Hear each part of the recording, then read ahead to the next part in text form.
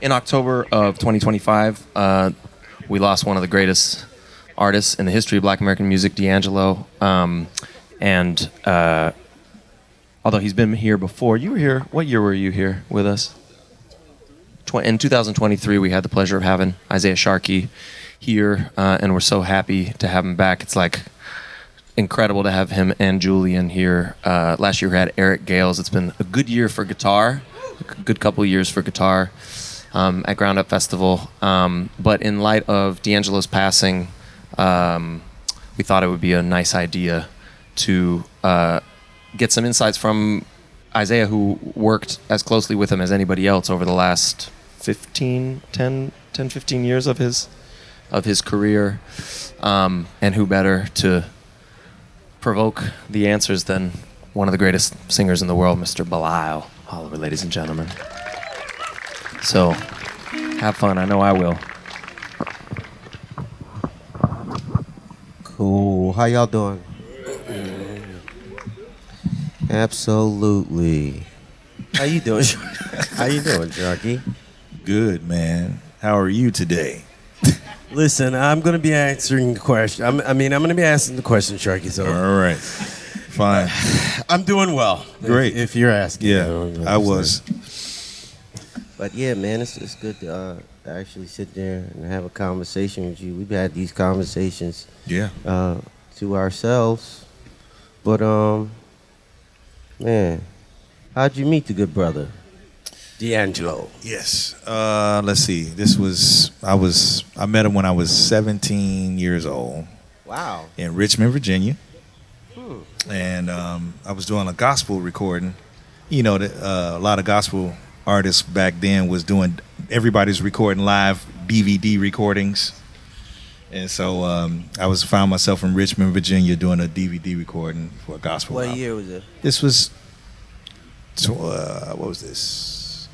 So if I was 17, that means it was like 07. Okay. Something like that. 07, 06. And so I'm, getting some clothes and stuff, little trinkets and stuff from this little Walmart after we got done with this rehearsal for this recording. I go to the store, and it was like in a strip mall. So basically, there was a music store there. It was like Walmart, all of that. So I'm getting deodorant. I'm getting everything, the toiletries, everything I need. And I get sidetracked in the music store. So I go to the music store, get some picks, get some strings, check out some guitars, see what they had. And I'm playing, and at the back of the store, there was like this door that was saying like that it had music lessons in it. Guy comes walking out of the door of the room, and it's this little chubby guy, kind of stocky dude. And I make a joke. I'm like, man, it's like a fake ass D'Angelo. Literally, that's what I said to my friends. I was joking around. I was like, you little fake ass D'Angelo looking dude. And then I looked again. I was like, oh shit, I think that's him.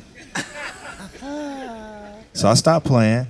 He had just left out the store, so I walked behind him just so I can be like, man, I'm a big fan, whatever, blah, blah, blah. So I walked up to him and said, excuse me, you D'Angelo? He's like, yeah, I'm D'Angelo. Yeah, okay, I said, well, I don't mean to bother you. I said, but big fan of yours, mentor of mine that passed away, Spanky Alford, used to play for you.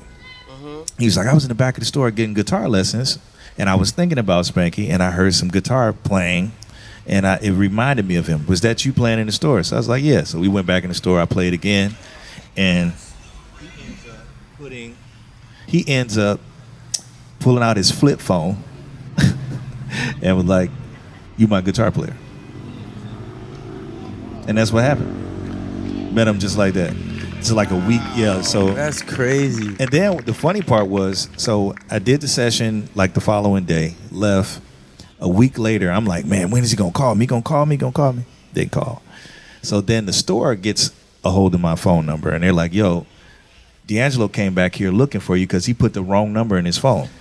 Wow. Literally. So he came back to the store, got my number, and then called. He said, so he should be calling you today. Called me, talked to me, and he was like, I'm working on a record and, all this stuff. So that's how it happened. Oh. What was the first, okay, can you hear me? Yeah. So after that happened, you know, talk to me about, the first musical encounter, like after y'all met. Tell me about, him on the acts. Was it at rehearsal or was it at the studio? You just went straight to the studio. It was. So we talked for months just about music first, and talking about records, different stuff we like. We both like all the same stuff. It was hip hop stuff, jazz, quartet, gospel quartet music, funk, all of the other stuff, right? And so then he's like, man, I got a quartet group, a gospel quartet group called the Soul Disciples back here in Richmond. We got a concert on a Sunday. Can you come up here and play? So we did a concert at this little small church in Richmond, Virginia. And we did like songs from like the Jackson Southernaires, the Dixie Hummingbirds. So what was the band? Was he playing keys? He was playing guitar. Playing guitar. It was me on guitar, D on guitar, his cousin Marlon that passed away also. He was an incredible musician too. He was on guitar. It was a young guy named Emmanuel playing bass. And then Arrell Lumsey, who was singing background in the Vanguard, he was on drums and singing background. Wow. And so we went down there and did a quartet gig. And some of it is actually on YouTube. If you type in D'Angelo and the Soul Disciples, you could check it out. One of the songs we did. But we were doing that gospel stuff and mixing in Fishbone with it.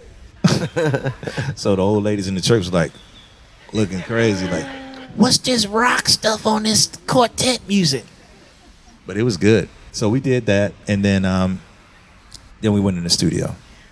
Now talk to me about quartet music for people that don't know. Like, what is quartet music and what is the difference, and the connection? Well, the gospel quartet is basically, it's almost like a different iteration of like a gospel side of the blues mixed with like a splash of like doo-wop and all of that other stuff that's together. You know what I'm saying? It's like real just bluesy guys. Like Sam Cooke comes from quartet, so like all his earlier records, you can hear his influence of the quartet music. Johnny Taylor, Bobby Womack, all of these guys were coming from the quartet music. So I'm trying to think who else was it. There's a lot of those guys. I mean, a ton of them. Al Green. Most of the guys who were real soulful, they came from that. And it's just a soulful, bluesy kind of side of gospel, basically, for those who don't know what quartet is. Like, you can take a blues song like a drive, like,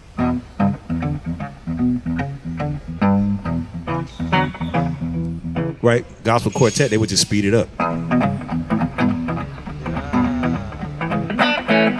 It's like rock and roll, blues, all of that, So it's just the gospel side of the soul and the blues. That's all it is. Oh, that's awesome. That's awesome, yeah. Man. Like, I heard you speak about Spanky. And I remember Spanky was in a, what was it, the Blind? Blind Boys, Alabama. Yeah, and Mighty Clouds of Joy. Mighty Clouds with of Joe Joy. LaGunn from the Bay Area. That's right. I just remember my grandma, she used to listen to a lot of it. And a lot of it remind me of hip-hop, just by the way the vocals would be. It was almost like a, what Elvis Jack from The Preacher. With this exactly. Yeah, real rhythmic and exactly. Yeah, rhythmic and soulful. And a lot of vamps. They would call it a drive. Doesn't in quartet music they call it a drive, but it's just a vamp. So it's all you could say that was James Brown came out of that too. Would you say that? I would say James Brown was influenced by that. I'm sure. All of them was, living around the same time and influenced by all the same stuff. So you had your Ray Charles, all of those guys was listening to that stuff. Like I said, Bobby Womack he started with like the Valentinos. Gospel Valentinos. You can check them out. But yeah, Yeah, they was all listening to the same shit. It's crazy how the blues just is the lifeline of so many branches and genres of music. You can break it down to that, and just all of the different, how the blues has so many different genres in itself. Yep. It's crazy. Yeah, and it's you find the blues in every. You have to find the blues in every genre because, like you said, it's the DNA. From jazz to the soul again to rock, like all the stuff that Jimi Hendrix was playing, that was blues, really, with overdrive on it, basically. You know, I mean, yeah, you can hear it in the rock and roll. You can hear it in the I mean, just everything, doo-wop, everything. So tell me, so after that. After that gig, y'all wound up in did you get up to Electric Lady, or was he doing recording in Virginia? How'd that work out? The first recording we did was in New York at MSR Studios. And of course he had Russell Ivado as an engineer. Ben Kane was like studying under him at the time. And he had kind of had some stuff already recorded. And went to the studio. The first thing I did was listen to it's a song called "Ain't That Easy." That's on, yeah. And that came on, and he was like, you know, just vibe with it, just vibe with it. So I was like, okay, cool. Let's listen to it. And I was messing around with the track, and he recorded it, and that ended up being the first guitar part on the song. So he was like, I'm cool with what you did. Now just punch in right here. Rule, record everything. Record everything, and he kept it. And I was like, "No, man, just, like, can you give me one more chance? Like, let me play it again. I've heard it now." He's like, "Nah, man, we gonna take that, keep that. I'm gonna just play over that." So I had to figure out a part to play with myself of me guessing what the hell was going on the track. You didn't even let you listen back. No. So all the sure parts was the main thing, which was, what's that?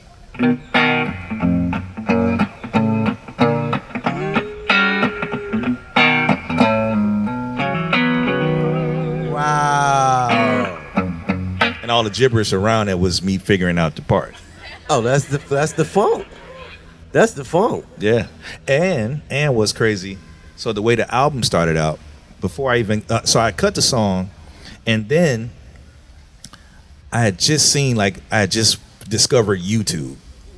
And I was like, man, I'm going to check out Johnny Guitar Watson. I'm going to see if I can find something about Johnny Guitar Watson. So I looked up his a song called Gangsta Love, and he started out the song. Anybody got drumsticks somewhere? I know that's random as hell. Let me see that water bottle. Let me see this. No, that's cool. So I had seen Johnny Guitar Watson take a drumstick to start the song Gangsta Love, and he was acting like he was like it was a siren or something that was chasing him or whatever to start out the song. And I was like, damn, that's cool as hell. So then I was like, okay.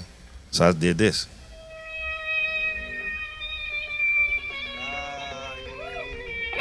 So D turned around, he's like, what is that? What the fuck was that? I was like, I'm just doing something. He said, no, keep doing that. So they put a space echo on me, cranked the amp all the way up. And then I did that, right? Do it again. I did like 14 takes of that. That's the intro to the entire album. So that crazy ass noise is not like the people's like, man, that's the sounds of the devil. No, it's not. It's me with a damn drumstick and my guitar, trying to imitate Johnny Guitar Watson. That's how that happened. That's how it happens. The most random stuff ever. I love to hear stuff like that, you know, especially knowing how actually meticulous he was. For him to just say, yep, first take, that's it. Right. Exactly. Yeah, but you know what? He was more about like there was the whole recording process was kind of like that. Like same thing with Sugar Daddy. I listened to it and was vibing off of it, and I looked in the control room and it was just like smoke. Couldn't see nothing. It's like, what's going on in there, man? Somebody burning some shit? No. Come out the room, and D had a thing where he would walk up to you and like hold his hand out like this and smack the shit out of your hand. Like really smack it like pah, hard when he likes something. He's like, yeah, pah, pah, pah, pah. That's the take. I'm like, can I do it again? So then all the gibberish on that track is me trying to figure out the part. And then That's interesting. yeah.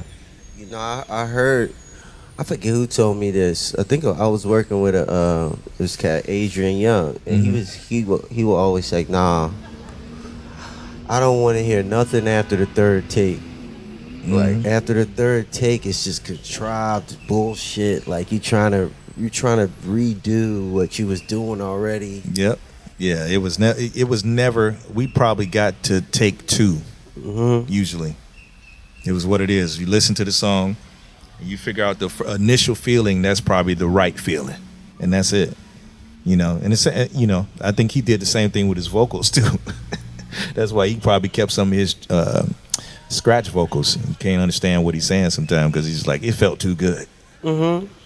No, but I think that's a vibe, you know, because it makes you listen closer. You know, it makes you listen closer, and then actually, you start to really make out a little bit, but it's like through a fog, you know. I think that's dope. Yeah, so that's the process was always just really chill. Sometimes he would have specific parts, but he just wanted you to.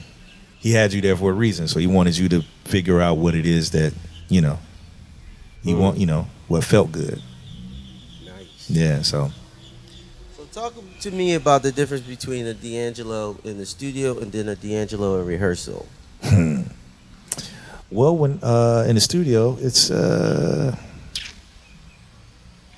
not much of a difference, really. It's like when he did show up. When he did show up, he was on it. You know, he was just dead on it. You know what I mean? Like, for instance, he would be like, "Yeah, we're gonna go to the studio 7 o'clock sessions." Like, cool. Get there at 7, warming up. 8 o'clock, warming up. 9, warming up. 10, warming up. 2 o'clock a.m. He shows up, ready to go. Wow. After he shake everybody's hand, go, eat something real fast, and then we record. Same thing with rehearsal. Oh, rehearsal starts at 11. 10 p.m. He shows up on fire. And he was about the music though. Like when he showed up and it was like nonsense at all. It wasn't like a lot of joking once we started. Wasn't a whole bunch of that. Maybe like if we took a break, cool. But when we in the zone, it's about that. That thing is very, very, very like his work ethic was crazy. So we would be in this, if he started at 2 a.m., we'd probably get out by like 9, 10 in the morning. Or the same thing rehearsal. We start at 10, we get out at 6 a.m. And just, just on it. Really on it. Very particular. Were you around for when he did any vocals, or when you came in and was laying stuff down? Was the song already like together, like as far as like what he wanted to like write or like sing, or was it just a track? It was always a scratch. And he might not be singing any lyrics in it. It's just gibberish, straight up. Just he knew the melody, he knew the feeling. He even stacked his vocals where he would like layer his gibberish. You know what I mean? So he would harmonize with the stuff and then figure it out, and then he'd probably go back and then recut everything. The gibberish starts to sound like words. Exactly. That's awesome. Yeah. Nice. Very nice. Very, very nice. Very nice. I mean, this is a lot of stuff that I knew already because I was in D's band before. That's right. Talk about that. Yo, I was in D's band for a whole summer. We just rehearsed for one show. One show. The Essence Festival. And it was during the time he was recording Voodoo. Mm-hmm. And who was in the band? Shit. Spanky. Mm-hmm. My boy Chuck Treese on guitar. Mm-hmm. Amir on drums. James Porzer playing keys. Pino, right? Pino, of course. Roy Hargrove. Mm-hmm. Who else was singing back? BGVs. And Anthony Hamilton. You and Anthony Hamilton? Mm-hmm. Jesus Christ. Anthony Hamilton. There's Karen. I forget Karen's last name. But man, it was, and I was straight in the band from, just like you, like 19, probably 18, because I was still in college. And man, we rehearsed, and we it was such an intense band that you're right. Once everything got started, even though everybody was friends, he was extremely meticulous. Yes. Extremely meticulous. Very. He knew every note. And could play all of it Oh, yeah. on the piano. Oh, yeah. Like he would get on roads and know how to play the bass line. His The guitar left hand part was disgusting. is insane. Like I come from playing the organ. And shit. yeah, exactly. And having to hold the service down with just him and the drummer. But yeah, it's left-handed. We play all the bass notes, and then he would have the guitar part somewhere in there, and then the keyboard part, and singing all the parts all at the same time. Like just insane. Octopus Man. Yep, literally. So it was, yeah. So he gave piano players hell. Oh, yeah. And it was so killing because he had like a book bag of sounds. Yeah, on them floppy disks. Yeah. He had a whole, literally, book bag, like he said, of floppy disks for his ASR10. I remember James would be like, "How did you get this sound?" He'd be like, They'd be like, smack the hell out your hand. I feel like him and Jay Dilla communicated the same way. It wasn't like a lot of words. It No, was just- no, a lot of laugh. It's like, yeah. What's your secret? Yeah, it'd be like, brother. You'd be like, no. Oh, yeah, that one. Remember that? And you rip your finger Man, off. he tore my hand up so bad one show. He had a lot of rings and shit on too. So he, right before the show, he always come up to you. I'm like, no. no. Let's just bump this. Like, come on. They'd be like, do this. Blam. Ready to play? No. Ready to play? Hands hurt, man. But he did the whole band. But he was very meticulous, especially keyboard players like sometimes keyboard players come in and be like, man, so they just play or whatever. He didn't want a lot of like big, huge chords either. He thought his motto was like he thought like a guitar player and a bass player. I can hear that. Everything was like guitar, right hand, left hand, and bass. That's how he thought it. So it was a very unique approach. And his bass playing was killing. A lot of time, like some of those songs, when I was recording before, Pino wasn't even on the songs. It was D on bass. Like on the record, on 1,000 Deaths, that's D'Angelo on bass. Ooh. Yep, that's him on bass. Who's on drum? That's Amir. Ooh. Questlove. Yep. D's on guitar. I'm also on guitar, and then Jesse. I think Jesse might have played. Jesse Johnson from Moore's Day and a Time. Ooh. He was playing guitar on that too. Yeah. It's just all dirt. Yep. Another Life was another one. Bass. He played bass on that. That's And a then beautiful song. Pino re-recorded it. Yeah. Yeah. No, It's but crazy. he had the vibe, the understanding already. Yeah. It's sick, man. Yeah. So a lot of that stuff come from jams. Some of the stuff from that album actually was outtakes from Voodoo album. So like, what's that song? Betray My Heart. That was supposed to be on Voodoo album. I can hear that. Yeah. So that was actually Spanky, you know, that squad. Spanky, Pino, Amir, and D. And then Back to the Future. That was another one that was outtake from that record. So the outtakes pretty much like just inspired the new stuff. You were saying? I guess so. It was a lot of stuff that he had just had ideas and then he didn't finish them. And he was like finally getting to them, you know. So there was always skeletons there. But it's so much stuff that was going to be on the Black Messiah record. But, you know, things kind of just got released or whatever. But it was supposed to originally be like a double disc album. So we recorded way more songs for that album. That he just never finished. Or, you know, they sounded finished, but he was like, no, it ain't ready yet. It's like, really? How much more ready he's gonna be? But he knew what he wanted. So I can't imagine like what else it would have sounded like if he finished it in his way in his mind. Yeah. He thought like a oil painter. Like he was always going back in, touching. Mm-hmm. And no concept of time at all. Yeah. That's wonderful when you can do that. It is. Well, can you? You can when you're D'Angelo. You know? Can. It's all about the weight. You can get away with it. Right. Well, yeah. No, he took his time, man, and I think that's what I admired about him. He didn't rush the process. Mm-hmm. You know, but that was a big thing.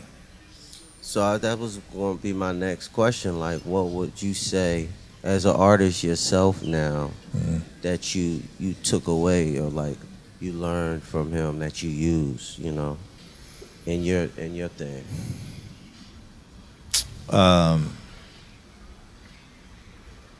Learning how to deal with space more in music, you know, and being very intentional about whatever you're gonna play.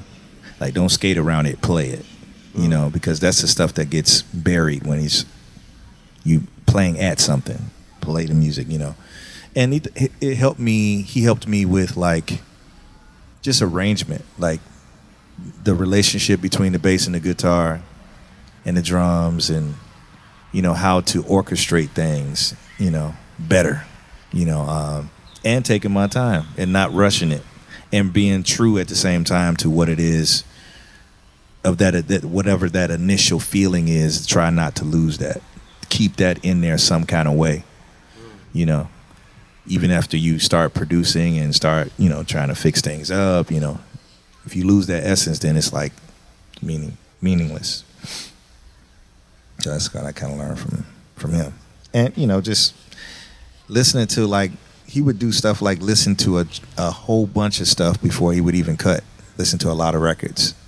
Like different artists? Yeah, just vibing out. Listen to a lot of stuff. And, you know, stuff I hadn't even heard of before, you know. And I was like, man, what is this, you know? And then he'd go in, and then that will be his way of kind of like motivating you to be in that vein. He wanted to be in that kind of space, you know. Interesting brother, though. No, that's really awesome to take away.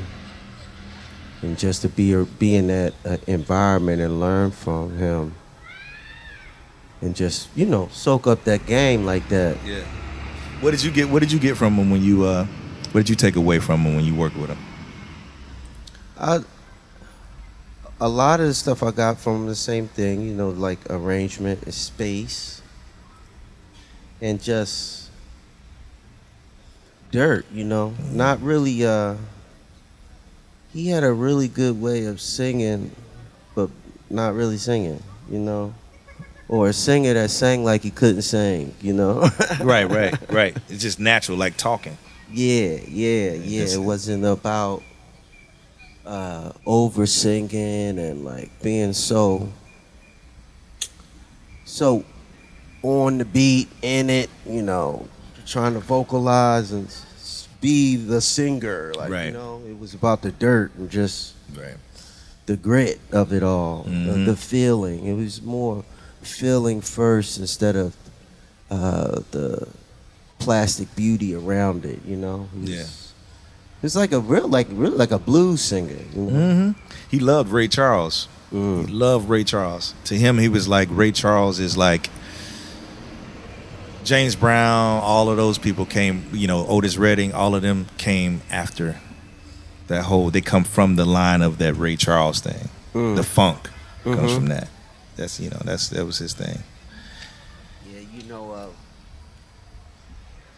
one of my favorite singers is George Clinton, and George Clinton is the same way. Like, George can fucking really sing, dude. Yeah. But he sings like he don't give a shit. Like, Right. that was the main takeaway. Like, Yeah.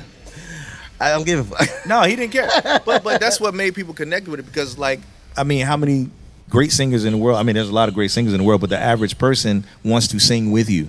Right, they want to feel it. You They know, wanna so understand that. if you're doing some impossible shit, they're gonna be like, you had that. You know, they want to sing with you when they driving down the street, picking up their kids from work, whatever. So it's like that in itself is an art, you know, art form. You know. Yeah, he truly knew how to connect an emotion to you, to where a lot of times it didn't really matter what he was saying. He really knew how to convey emotion, Right. make you feel what he was feeling, you know? Exactly. Yeah, the fact that people could start crying and acting like they're in church on the lyrics of How Does It Feel? I mean, if you know what the lyrics, then you know what the song is talking about. I don't have to go through that. But it didn't matter what he was talking about.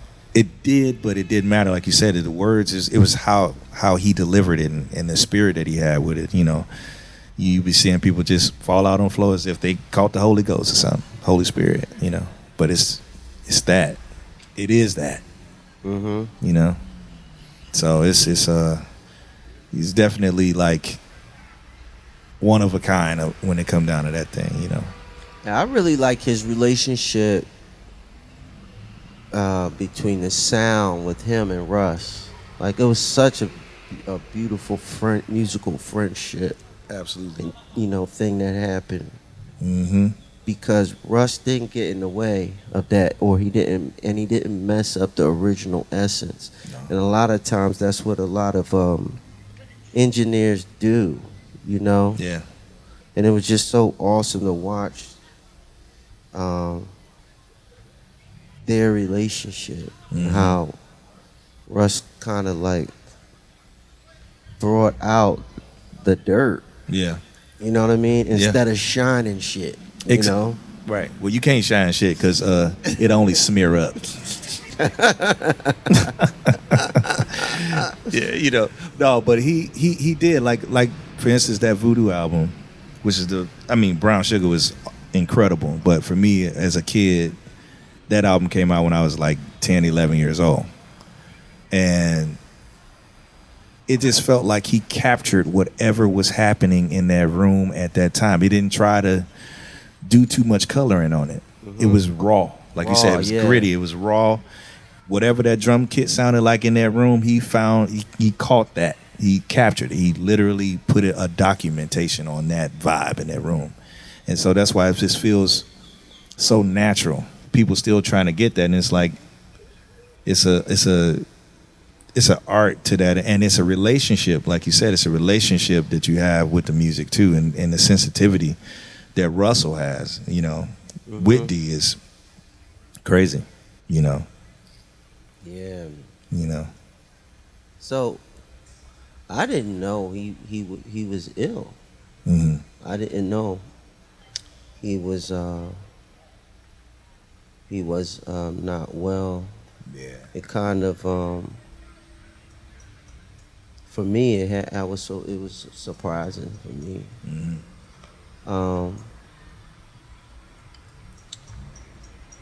How do you feel like just how is it now? You know, with having you know him here and then not. Like, how does it? What's the what's the deeper thing that you hear when you're listening to the music now? Like, is it?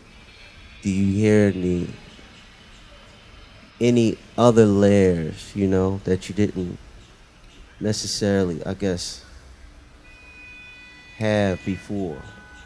You know, while he was there, like, do you see like a deeper thing? You know. I think you can't help but to see it because it's, you know, you now you have to rely on the music to, you know, identify with like you to connect with your memories of him. You know what I mean? So like going back listening to it now, it's like the how can I say his thought process. It makes you understand why he was trying to show certain things to us, like, you know, in rehearsals, like, this is why I want this to be this way or whatever. I want this to lay this way or, you know, fall back here or whatever. And you start to see like, oh, he was a genius. Oh yeah. He's a genius. Like you know it when you're with him and you know it's your friend and it's your boss, one of your favorite artists, and then you think about it, he's like, God, no, you're a genius. You're really a genius. You know, started hearing other layers spiritually, you know, going back, really listening to his lyrics and what he was talking about. Right. And what was on his heart, especially the last album.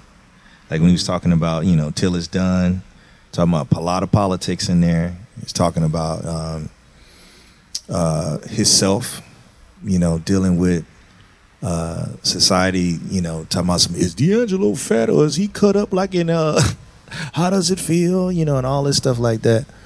He's talking about all that stuff in that music, you know. He's talking about, like, one of the lyrics in 1,000 Deaths was, a coward dies 1,000 times, but a soldier dies once. Mm. And, you know, just thinking about stuff like that and what he's talking about, I mean, you really get to see where his heart is if you really listen to him. And I think he was at times frustrated because, you know, sometimes the industry can make you be like, okay, well, now you're a sex symbol. Now you have to be this image or whatever. He wanted people to listen to the music. Absolutely. You wanted people to listen to what he was having to say. Even if, okay, I don't know what he's talking about. Okay, read the read the lyrics. Or really sit down and listen to him. And you'll see where he's coming from. He was talking about some real powerful stuff.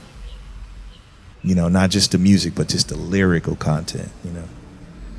Yeah, man. I think it's incredible how he was able to speak on a whole lot of different topics. You don't really get that in the typical R&B because it just has to play a certain role, you know, in, I guess, everyday life, where soul music encompasses so many different things and you can speak to a lot of different things that's going on in the world and going on inside that could play way past the whole scenario of the A and B, you know? Yep. And I think that's another thing I learned from him and Erica, you know, that it's deeper, you know, than just, you know, the concept of this, you know, and that's what I always felt from soul music. What do you think about this whole thing of neo soul? I think soul music is just soul music, period. And soul, I would say this, and this is another thing that it's not necessarily something he told me, it's something that I got from him. This is another thing I got from him by working with him, listening to him. Soul music is music that's from the soul. Period. Blues music, if it's from the soul, that's soul music. Jimi Hendrix, soul music. You know what I'm saying? Doesn't have to be, oh, you playing a major 7 chord to a minor 7, you walking to the 4 to the, it's not that. It's music that's felt. I think it was a David Ruffin and Eddie Kendricks interview, and he was talking about soul music, and they kind of defined it as the same thing. It's just, it doesn't matter what genre, it's all soul music. So neo soul, I don't really, I understand the movement. Well, Kadar kind of started that thing. Kadar, yeah. And they never really embraced that. I mean, I get the movement of that particular time or whatever, because you're considered to be a part of that as well, and and yeah, I just never looked at it. I didn't look at it any different from a Al Green or a Stevie Wonder or anybody else that was incredible. I didn't look at D like that or you like that. I look at y'all that's just as great. It's soul music. Period. Mm-hmm. Yeah, it's just, I look at it like life music. Absolutely. I think that's the thing I get from his music too. It's everyday blue collar emotion, hard working man, Mm-hmm. and what black man experience, he really spoke to that, and that you felt the masculinity and the experience of what that was in America in his music, Yep. What was going on, Mm-hmm. what he was dealing, like you said, day to day, what he was dealing with, from love to just walking down the street, to having a lady, to, I got to get in the gym, to this, everything. What does my childhood sound like? That. That's how you're able to get a song like Send It On, coming from Sea of Tranquility by the Kool in the Game, Do you think we could get another D'Angelo? We can get another great. Is society set up for that rawness still? I'm hoping for that. I can say that. I'm hoping for that. I mean, he's one of the, he's one of the last of that.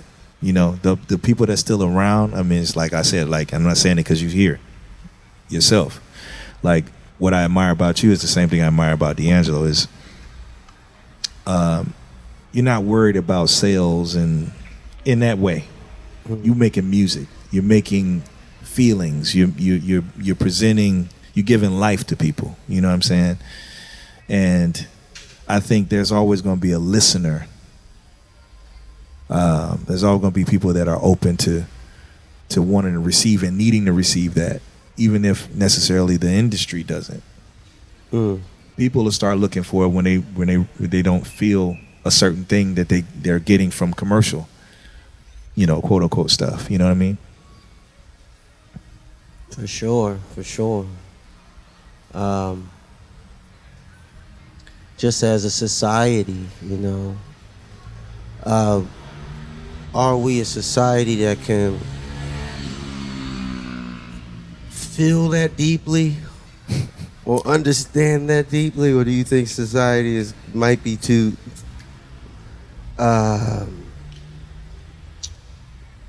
engulfed in each one's individual reality,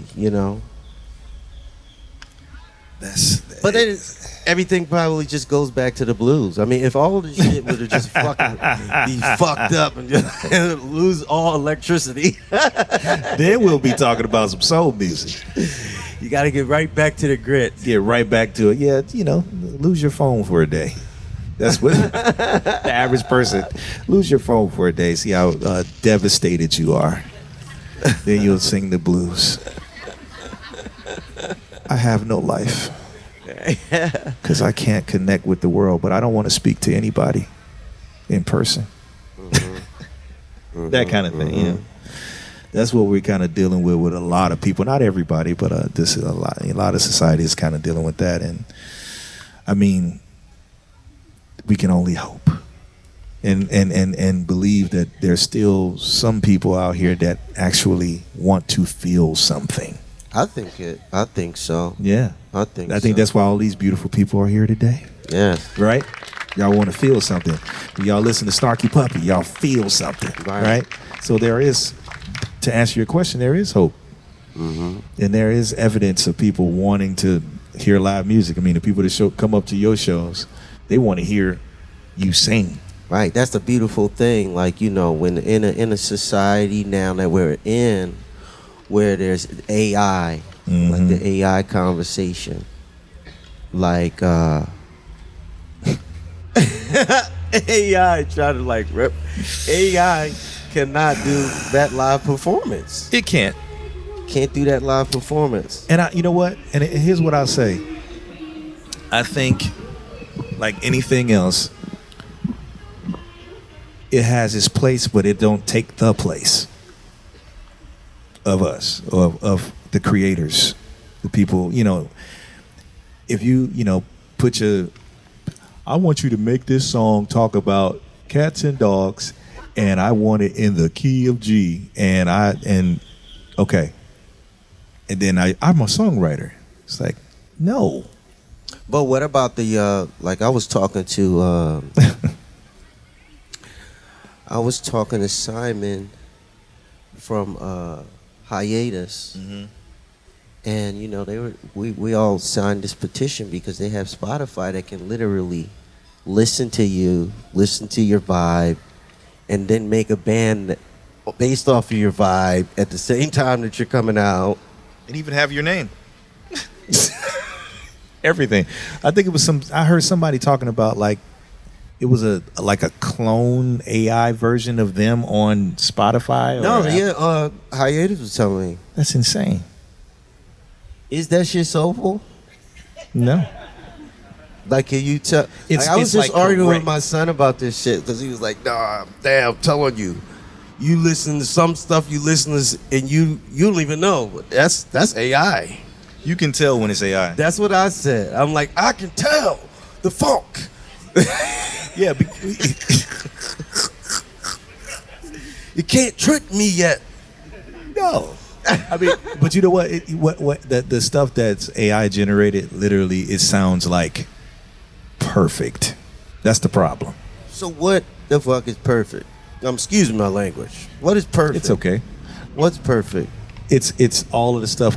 Well, when I say perfect, I mean like it's all of the cliche things that it's supposed to be, quote unquote, in a pop song. It's quote unquote supposed to be sonically sounding like this. You're supposed to use this keyboard sound. The kick's supposed to sound like that. Or if it's a soul beat, then it automatically lags the guitar because it's a neo soul vibe. It's like, it's so wrong. It's so not it. You know what I mean? Or whatever. You know, that's what I mean by like perfect. You can hear the contrived energy in it. Oh yeah. And and we talked about that. I don't think the computer can replicate the dirt though. It can't. Like, you know, I think that's the beauty of singing, but singing like you can't sing. Because the computer can't do that. No, it's gonna literally be whatever is, it's. Yeah. It doesn't understand nuance. Yeah. You know, and I think that's the biggest thing about feeling, that it's nuance, it's delicate. Yep. And yes, it's experience. It's the people that's in the room. We could do if me and you did a show right now and play in front of these beautiful people, right? And then they left and there's another set of people. We play the exact same show. It's gonna feel way different because the energy around, is it's too much. The spirits are different. So then the experience changes, and something beautiful might happen that didn't happen in the last set. And then you just flip it over again, it's going to change all over again, you know? So AI is not going to do that. No, but I do think at a certain point, it's going to be about the live show. Yeah. That's really going to be the actual proof, you know? You think so? Yeah. Because I'm an AI gen. I'm not Sharkey. Oh, no. I'm actually an AI clone. Take your face off. Sharky's at the hotel. I'm Sharkey. Now that would be some dope. That would be some dopeness on like a MF Doom thing, because you know Doom used to do that. He used to actually send people out to do the concert, but he would just give them the mask. That's funny. that's like the dude Tony. What's his name? Tony Shelton. Is it Tony Shelton? The Andy Kaufman guy. Yeah. Clifton. Tony Clifton. Tony Clifton. Yeah, he had people coming in with a different mask on. It was the same mask, but yeah. Same shit. But yeah. To you know, we have to be serious about our. Sorry, just one actually before y'all split. Selfishly, I would just want to know what your favorite part that you played on Black was. Like, I don't know if it's a favorite part. I'll tell you what. I'll play a couple parts, a couple things. So the last song we recorded a month before the album came out, by surprise, because none of us knew it was coming out. Not even D. He didn't know it was coming out. This is a whole nother story.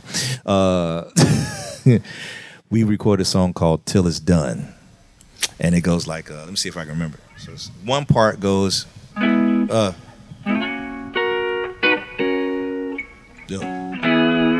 yeah.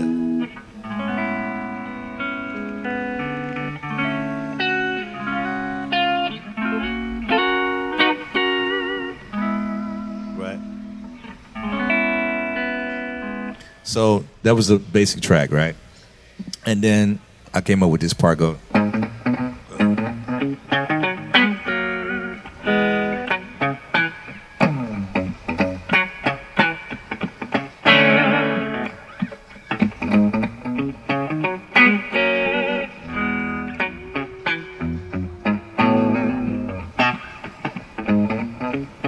You know, that kind of thing. So that's one part. Let's see what else is on. What else is on that record? Puzzle too. Huh? They all fit together like a puzzle. Yeah, yeah, All because those different lines, man. yeah, because he wanted to feel like Prince. He's like, I wanted to feel like Prince, but I wanted to still. He would call this thing that I would do called drip. He would call his drippings.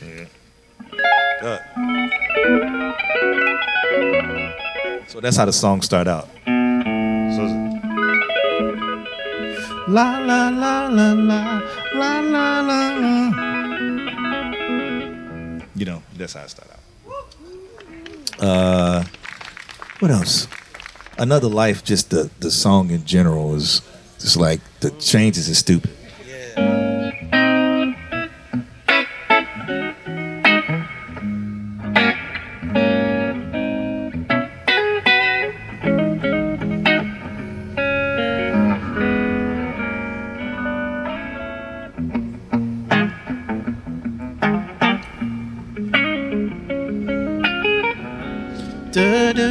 Right? That you would wanna be. Right? And then it got the whole change.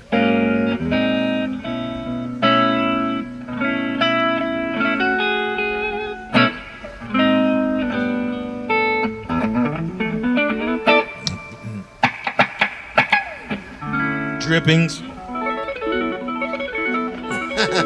In another life, I bet you.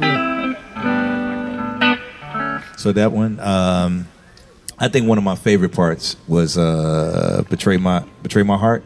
Now I didn't record it, but live, there's this part where it goes like, Right? Then it's part.